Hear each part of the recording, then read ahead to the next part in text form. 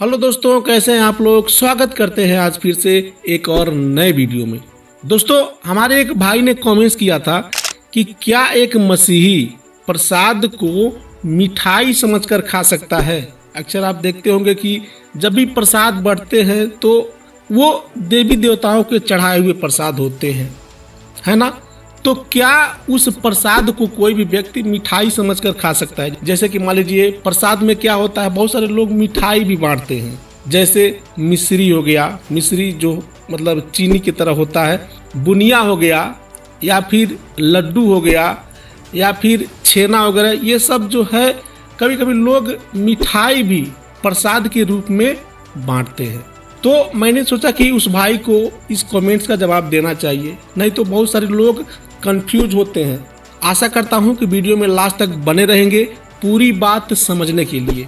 लेकिन उसके पहले मैं कुछ डिस्क्लेमर आपको बताना चाहता हूं कि हो सकता है ये वीडियो हमारे कुछ भाई बहन ऐसे हैं जो दूसरे धर्म के भी लोग इस वीडियो को देखते हैं। मैं उनको बताना चाहता हूं कि हमारे वीडियो केवल मसीही लोगों के लिए है। हम वही बताते हैं जो बाइबल में लिखा है।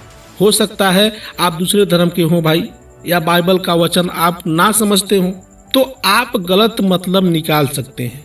ऐसे में यदि हमारे वीडियो से यदि आपको किसी प्रकार की आपत्ति है, आपके मन को ठेस पहुंचता है, तो इस वीडियो को यहीं पर स्किप कर दें, इस वीडियो को आगे ना देखें। मैं आपसे यही रिक्वेस्ट करना चाहता हूं, क्योंकि हमारे द्वारा बनाया हुआ वीडियो केवल और केवल हमारे मसीह भाई बहनों के लिए है। तो चलिए शुरू करते हैं। देखिए दोस्तों, बाइबल में हमारा परमेश्वर मूर्ति पूजा को पाप समझता है। ऐसे में एक मसीही को यही चाहिए कि वो परमेश्वर का कहना माने और उसके बताए वचन के अनुसार अपना जीवन जिए, ठीक है ना। क्योंकि मेरे प्रियो, पाप होता है, यदि आप छोटा पाप करें या बड़ा पाप करें। चलिए हम कुछ देर जानते हैं पाप के बारे में। हमारा परमेश्वर पाप से क्यों घृणा करता है, आखिर पाप है क्या चीज। देखिए, हमारा ये शरीर जो है, ये शरीर हमारा किससे बना है। इस शरीर में मांस है, हड्डियां हैं, ब्लड है ना। तो हम जो भी खाते और पीते हैं तो वो कहाँ जाता है, वो जाकर हमारे पेट के रास्ते ब्लड में मिल जाता है। बात समझिएगा, आदम और हव्वा ने भी ऐसे ही पाप किया था, और जब वो ब्लड में मिल जाता है तो आप उस ब्लड को तो निकाल नहीं सकते हैं। यदि इंसान ब्लड निकालेगा भी तो कुछ न कुछ अंश उसके अंदर रह जाएगा, और वो पाप जो हम प्रसाद खाते हैं या किसी भी प्रकार का जो हम अशुद्ध वस्तुएं खाते पीते हैं, वो जो है वो पाप बन के हमारे ब्लड में दौड़ता रहता है, ठीक है ना। और उस ब्लड से क्या होते हैं, आगे हमारा शादी ब्याह होता है ना।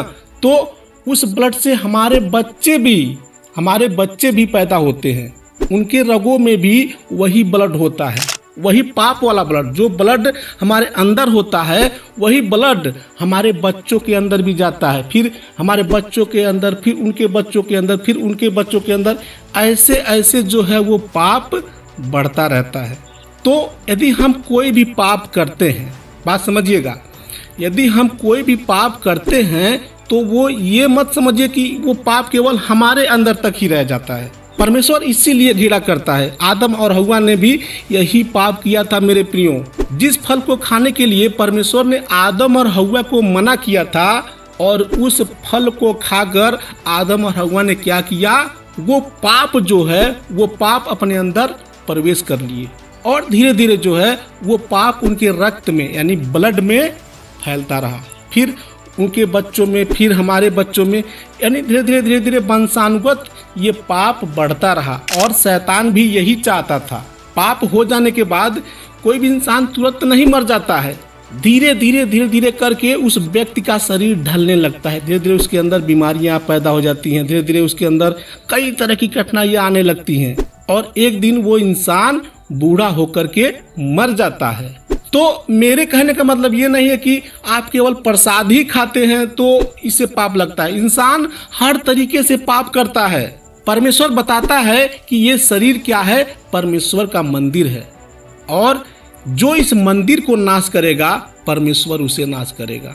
मेरे प्रियो, आप मसीह में आकर प्रभु यीशु मसीह पर जब से आप विश्वास करने लगे हैं, तब से आप शुद्ध हो चुके हैं, पवित्र हो चुके हैं। आपके अंदर अब वो चीज नहीं रह गया जो पहले हुआ करता था। आपका ब्लड, आपका रक्त साफ हो चुका है। परमेश्वर ने अपने लहू से आपका लहू साफ कर दिया है। अब आप उसके बावजूद भी यदि आप अपने लहू को गंदा करते जाएंगे तो परमेश्वर क्या करेगा?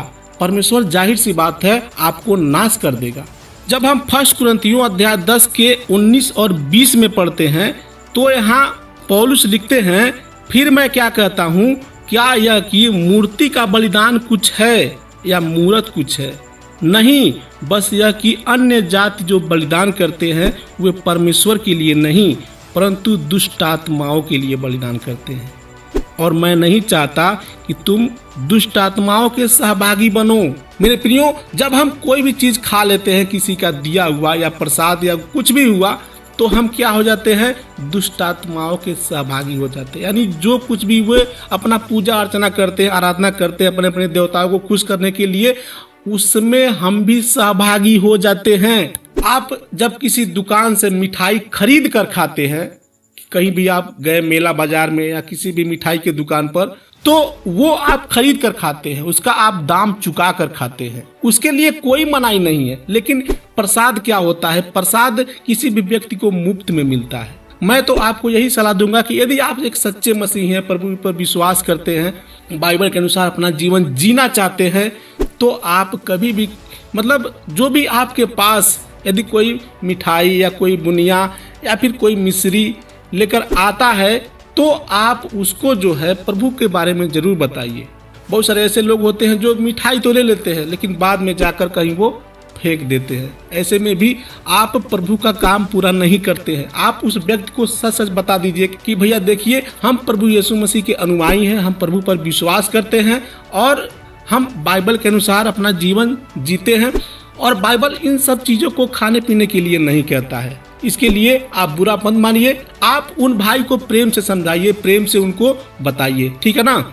नहीं तो यदि आप प्रसाद ले लिए और कहीं जाकर किनारे उसको फेंक दिए, यदि कोई भाई देख लिया तो भी बुरा मान जाएगा। आप उसको स्पष्ट बता दीजिए कि देखिए भैया, हम प्रभु यीशु पर विश्वास करते हैं और हम चर्च जाते हैं, हम किसी का दिया हुआ प्रसाद या किसी भी प्रकार का मूर्तियों का प्रसाद नहीं खाते हैं। यदि वो भाई अच्छा रहेगा, भला रहेगा, तो आपकी बात को समझ जाएगा, ठीक है ना दोस्तों? ऐसे में बहुत सारे हमारे भाई बहन ये भी कहते हैं कि भाई ये प्रसाद नहीं, तू मिठाई समझकर खा ले, हमारे दोस्ती के लिए, हमारे प्रेम के लिए। ऐसे होता है ना गांव में, समाज में, तो भी आप उसको इनकार कर दीजिए कि भैया देखिए, मिठाई मिठाई होता है और प्रसाद प्रसाद होता है। यदि आप दुकान से खरीद कर कोई मिठाई देंगे और खिलाएंगे तो मैं खा लूंगा, लेकिन मैं किसी भी मूर्तियों का चढ़ाया हुआ प्रसाद नहीं खाता हूँ। आप उस भाई को समझाइए और बताइए कि भाई देखिए, आप यदि कहेंगे तो मैं आपके किसी भी परिस्थिति में मैं खड़े होने को तैयार हूँ। जब भी आप बुलाएंगे मदद के लिए, मैं हर पल आपके लिए तैयार रहूंगा, लेकिन मैं किसी भी मूर्तियों पर चढ़ाई हुई प्रसाद को नहीं खा सकता। इसके लिए मैं आपसे क्षमा मांगता हूँ। देखिए, बाइबल सिखाता है कि इस दुनिया में जितने भी मूर्तियां हैं, जितने भी फोटो हैं, चित्र है, वो क्या है? लोगों ने अपनी अपनी कल्पना से बनाया है। परमेश्वर को तो किसी ने देखा नहीं है। लोगों ने अपने मन में सोच लिया कि परमेश्वर का मुंह ऐसा होना चाहिए, परमेश्वर का आंख ऐसा होना चाहिए, हाथ ऐसा होना चाहिए, है ना? और वैसे ही बना दिया।